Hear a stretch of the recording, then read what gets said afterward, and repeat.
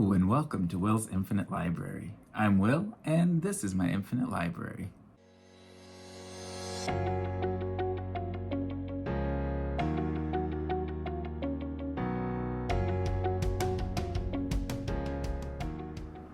Alright, it's time to catch up on what I read in January 2023. Let's go. So the first book that I read in January was actually I finished reading The Three-Body Problem, which I already talked about in my last video. But the next book I read was Tomorrow and Tomorrow and Tomorrow, which was kind of the hot book of 2022 that everyone was reading. I didn't get to it, so I read it now. What did I think? I enjoyed it. Overall, it was easy to read. The language, on a language level, it kind of fades away, and I was able to kind of forget that I was reading and just enjoy the story.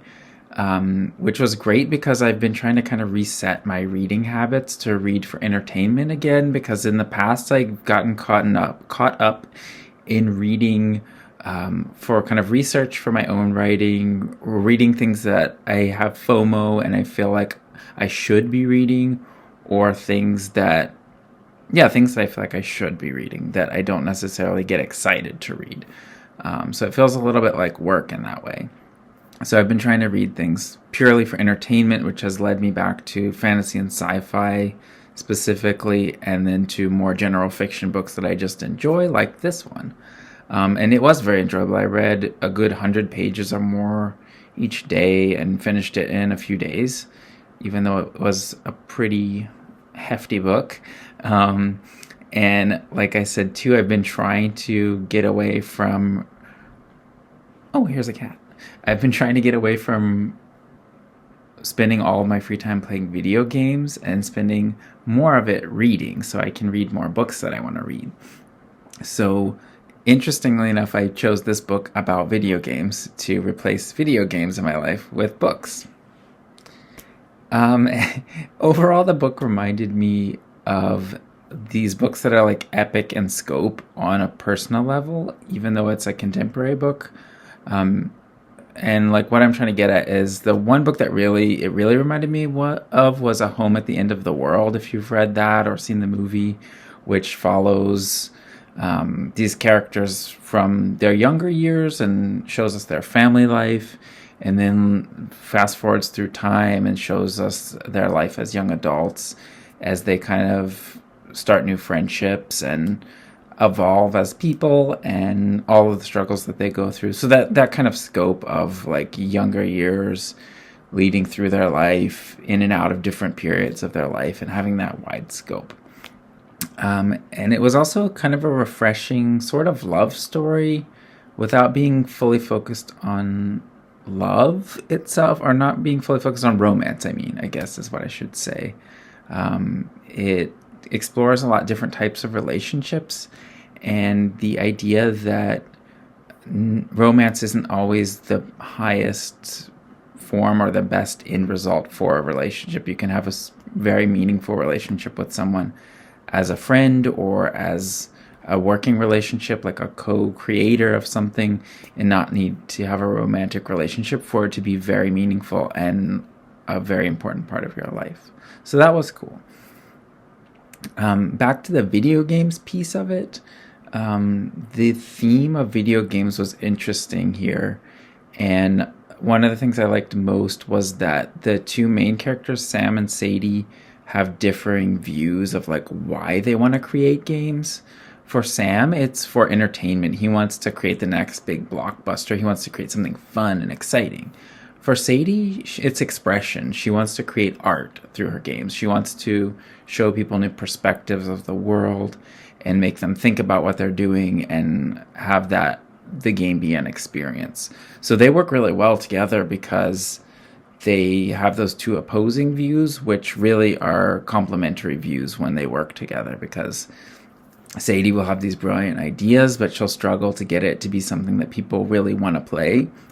And Sam has a great instinct for that, but Sadie's ideas are more, I guess, kind of avant-garde, or more kind of things that excite people and get them curious to play the game in the first place, and then make it really emotionally resonant and make it an experience that they'll remember because it does something different.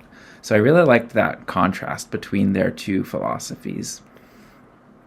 And then the other thing I thought was interesting about the video game theme was this idea of, in a game you have many lives, you can try over and over again until you win.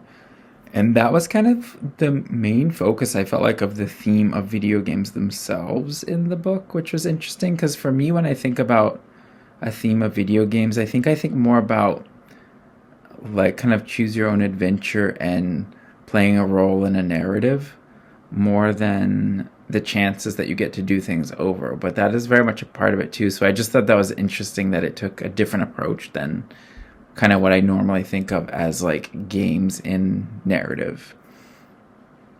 And then another thing too that I thought was cool about the game's theme kind of was there was this moment when one of the characters was thinking about, I think this was Sam was thinking about when he was younger, that he liked playing video games because they made the universe feel capable of being ordered, I think was the kind of wording that he used.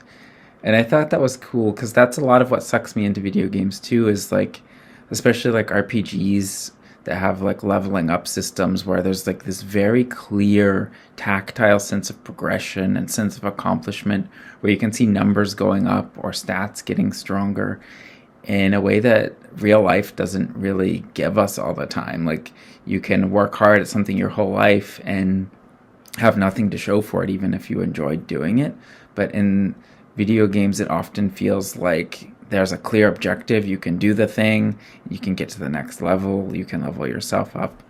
And so I thought that was a cool way of kind of putting that feeling into words.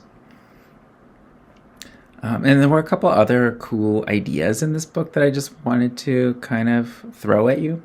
One was this idea of one of the other characters of being lucky because you chose to be lucky. And so this is the character Marks, and at the time he moves into a new house, and spoiler alert, who he moves into the new house with, I won't say.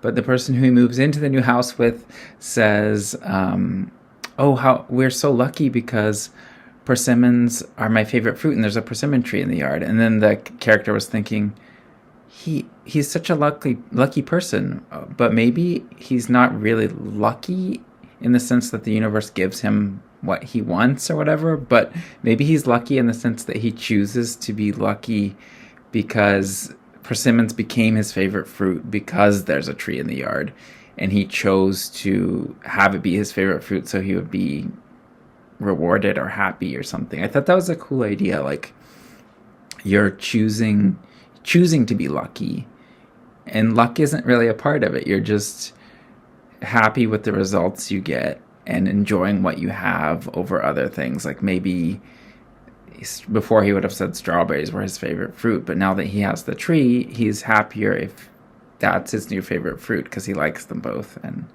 I don't know, it's a bit of a interesting idea, and I thought it was cool. Another idea that I wanted to bring up, but I don't know how I felt about it, but it was interesting, was there was the idea of appropriation came up because one of the games the characters made was Japanese inspired, like aesthetically, I think, more than anything.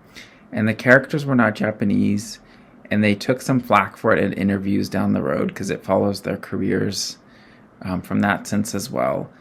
And they were saying like a lot of the characters in the book actually are of kind of mixed backgrounds, mixed heritage, and felt like they didn't know everything about one side of themselves. Like, they didn't feel like they had a culture that was theirs. They felt like they were always on the outside of one or the other. So if they had tried to make a game about their own experience, it would have been about nothing because they felt like they didn't have one. So that was kind of an interesting perspective. I don't really know what to make of it because it can come off as a very bad take. And I think it was just presented as a thought here, but that's a thing that happened. And one other thing that I wanted to say is the idea of spoiler alerts came up in the book as well.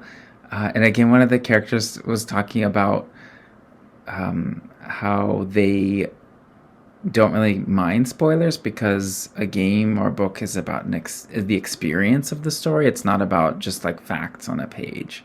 And I thought that was really cool too, because skimming or reading a synopsis is not the same as reading a book. And this was a good reminder for me again too, because I think a lot of why I did move away from reading as a fun thing, or like as a source of entertainment rather than like ideas or what can you do with genre or whatever, was because in grad school I learned to skim very effectively, too effectively. And it became kind of my default way of reading, was to get the key messages, because I'd have to read like a book a week per class in addition to work and going to class and doing other assignments and things. So that was the only way to get through the books and be able to discuss them in class. And as a result, I didn't experience things as fully as I should have. And this has kind of trickled over, and I'm just now, I feel like, finally, like a decade later, learning how to read for pleasure fully again, and to have those experiences rather than skim for the main points. So this book really helped me. I read it quickly, but it helped me slow down in a sense and enjoy the experience of the book itself rather than what I'm taking away from it. And that was really interesting too, because one of the first books I read post grad school, I think if I remember clearly, was The Storied Life of A.J. Fikry, which is also by the same author. So it was kind of interesting that, I feel like I'm kind of coming full circle here. And then the last thing I wanted to note was that I think around the 3/4 mark, the book takes a sharp turn, where the tone and style shifts a lot. Something traumatic happens, so that's why things shift. But like even the tone and the style shift, which I thought was really interesting. It gets heavier, but it also just gets kind of more experimental and surreal for a few sections. And then there's a whole large chunk of the book towards the end that takes place in a game world. And it came off as kind of gratuitous of the author just kind of like deviating from the actual story when you're like, I want to find out what happens at the end, and just like living this slow life in like kind of a farm sim game. And it, like I said, it felt kind of gratuitous, but by that point, like, I was enough invested in the story that I was like, okay, like, we're like reading this book about games. The author obviously enjoys games herself and is having some fun here. So let's like humor her and go on this journey. So it didn't bother me. It like slowed me down a little bit, but I was there for it. I was along for the ride and enjoyed it. But yeah, overall, I really enjoyed this book through and through. And like I said, it was the book of the year for book of the month. And a lot of places, it was kind of like the book that everyone was reading in 2022. So I'm glad I finally read it. And I think why it deserves to be recognized in that limelight. It wasn't perfect. It didn't change my life. It's a book I'll remember, but not like one of those standout books for me. But why I think it does deserve that praise is because it appeals to so many different people. I think almost anyone would enjoy this book, no matter what your interests are, if you like video games or not. Even if you're not an avid reader, I think you would still enjoy it. It just tells a good story that is really relatable and flows really nicely, so it doesn't feel like work to read at all. It feels very enjoyable, and I recommend, if you're interested, check it out. So like I said, I started off the year by finishing the 3-Body Problem, and I wanted to continue the series, the Remembrance of Earth's Past series that it's a part of, but I needed a palate cleanser because it was getting kind of heavy and hopeless feeling. So I read Tomorrow. Then I dove back into the second book of the series, The Dark Forest. This one was kind of a mixed bag for me. I liked it, but it had some dense parts that were kind of a slog. And I think if you really like sci-fi and big ideas, and particularly like looking at the future of humanity, you're gonna enjoy this book if you're a patient reader, because it takes a while to get into it. It took me a while to get into the first book too, but in that case, it was the first couple chapters felt a little slow. But in the Dark Forest, the first half felt really slow to me and really meandering. And the kind of analogy I like to use is that it felt like a never ending Scooby Doo novelization, because a lot of the book is like, haha, I caught you. Let me explain why your plan is never going to work. And so it's a lot of just explaining ideas to the reader in great detail that never happened because they were just like plans someone was thinking of, and they're like, this is why this wouldn't work. And that kind of happened in the first book as well, as they tried to figure out the three body problem, but it felt more like you were getting somewhere. And this one, it just felt like, here's some ideas that don't work. Let's move on to another idea that doesn't work. Whereas in the three body problem, it's like, there's a new thing that's uncovered and that's why. So like, let's take it to the next step and see what happens then. So I didn't find the ideas as interesting. They felt more like standard sci-fi fare, I guess, than the ideas in the first book, which seemed really interesting and new and different. And then around the 50 to 60% mark, things really ramped up and I couldn't put the book down. I actually finished the rest in like a day. So I think what made it more engaging to me at that point was there was a time jump. And after the time jump, the second half of the book is in the future, like pretty far future. So everything's new and different and exciting, and the world is really fascinating. The technology is really cool, and like literally everything that was described, I was like, oh, what's that? I want to see how that works. So that second half was really fun. And there are two main storylines that really ramp up around that point too, and had me really invested to also see what happens next. So yeah, so then I just couldn't stop reading. And the other part of the book that I felt was kind of unbalanced was that it seemed to have two different modes. And this is kind of true of the whole series, but especially this book. There's like, on one hand, or like you'll go through a chunk of the book where it's like, humanity can never win this war. Like, there's no hope. Just go die.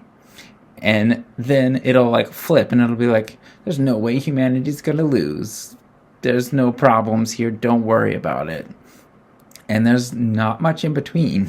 So there's not really any stakes or tension. It just feels really hopeless or really hopeful. And you don't feel like there's anything the characters can do or that humanity can do to change fate. So that makes it just not as interesting to read for me, for my opinion, in a lot of it. And again, like by the time we got to the second half of the book, I didn't really care about any of that because I was fully invested in the characters and their journeys and humanity's fate, and I had to see what would happen either way. And I will say a lot of the time there is like this crushing nihilism in the book, and it gets really exhausting, which is why I needed a palate cleanser between the first and second one. And I just wanted to put it down because like in the later parts, but I powered through because it would feel so heavy sometimes. But I will say, like, keep reading if you get to that point, because there is some hope at the end. Like, it doesn't end on that note. So there's a payoff, I guess. You're not reading towards your inevitable defeat like the characters in the book. So I'll say that. And all in all, yeah, the book is a bit unbalanced, but because the second half was so good, I would say it's worth it if you read the first book and enjoyed it and want to continue reading. It's worth pushing your way through the slower parts. And it's worth it to get to the third book, which is what I'll talk about next. And I did dive right in. I didn't read anything between the second and third book. So next I read Death's End, the final book in the series. And it does not disappoint.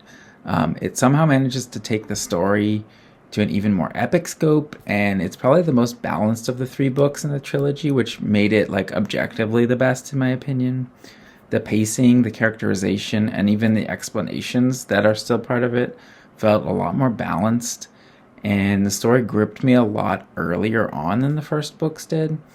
There were the same explaining sections, like I said, that I complained about in the second book, but they were a lot more interesting here and reminded me more of the way they were in the first book when they were trying to solve the 3-body problem, because a lot of it is presented as scientific problems that need to be solved, and it creates a kind of reading loop that's satisfying, where in the Dark Forest it just feels like, here's some stuff that never happened, let's explain it to you in dry terms for like a whole chapter, and then feels like really circuitous.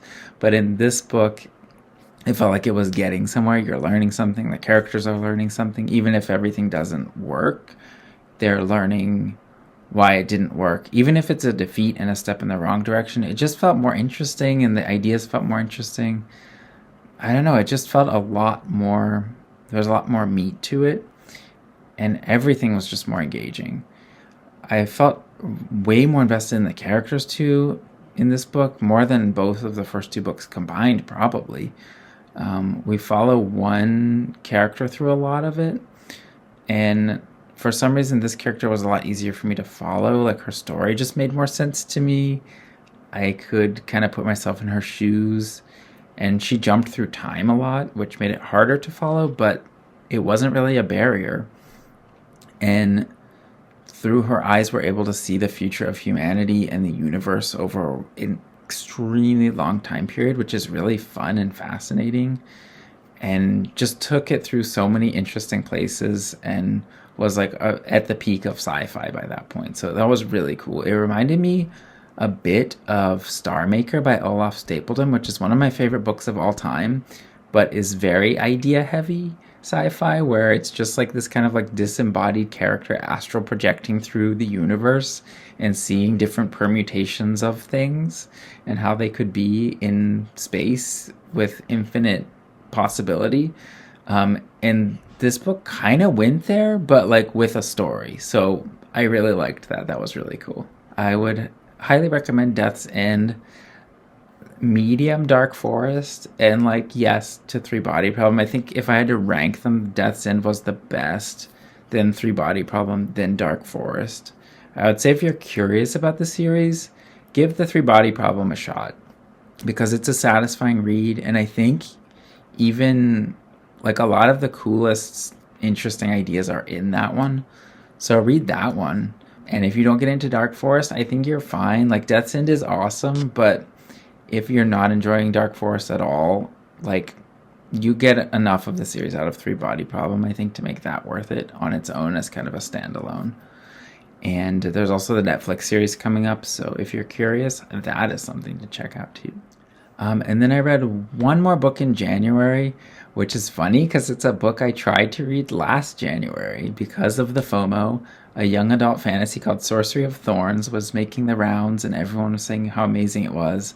I had to check it out. Carrie Cakes talked about it on her channel, and I got really interested in it, and I just couldn't get into it. And I talked last time about how like the demon part of it what like lost me. I was like, I don't get it. Demons don't make sense. They're not really explored.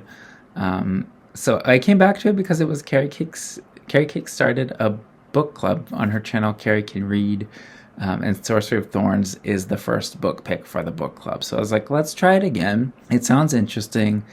I'm reading more genre fiction now than I was then, so I'm more in the right headspace, and I need kind of, again, a palate cleanser. I want to read more sci-fi, I think, but I need something that's a bit of a step away from that for a bit. So let's try it again. So I tried it again, and it kind of clicked with me this time. It's still not like my favorite book ever. It's not like my cup of tea exactly, but I enjoyed it, and I actually got through it this time. So thank you, Carrie Can Read, for pushing me to give this book another chance, and for making fantasy and YA fantasy look so exciting every time in all of your videos. Some things felt kind of loose in this book, I'm not going to lie, But overall, it's very fun and approachable after slogging through some like translated dense sci-fi. It was very, it felt lighter and easier to read and more enjoyable in a lot of ways on the kind of surface level, like on the page to page level. And I really enjoyed the main character, Elizabeth, and her journey and all the characters that she meets along the way. She meets a lot of characters. And for some reason, I thought the demon thing felt kind of boring the first time I tried to read it, but this time I thought it was interesting because they do talk about how demons come from this other world, and I thought there wasn't world building in that sense, but maybe I just didn't read far enough. Because I think that idea is cool, like to have magic sorcerers have to kind of bond to a demon that comes from this other world. And so that's cool. Like, I think that's a cool bit of world building. And the demons themselves reminded me kind of the demons in his Dark Materials and the Golden Compass, because every sorcerer, I guess, has to have a demon bonded to them to use magic. So they're kind of like a companion that follows them around in all that they do.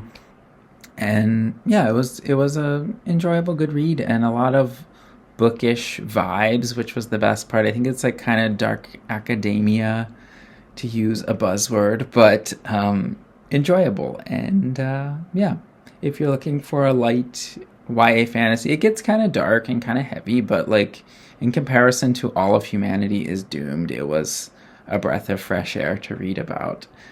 This kind of, I think it's set in the, I want to say 1800s in like a fictional fantasy setting.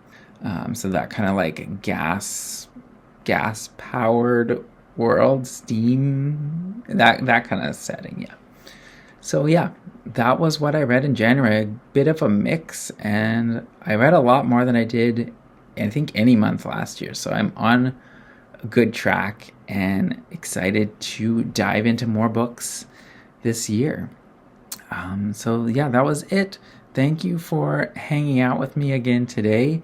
Let me know what you thought of any of these books, if you've read them, or if you have any recommendations for fun, entertaining reads that I can check out in the year ahead. All right, thanks everybody for watching. As always, feel free to drop me a note in the comments below if you enjoyed this video, or if there's anything else you want to see me talk about. And feel free to like and subscribe if you'd like to see more videos. And that is it for January. I will see you in February. Happy 2023 again, everyone. Bye. See you next time.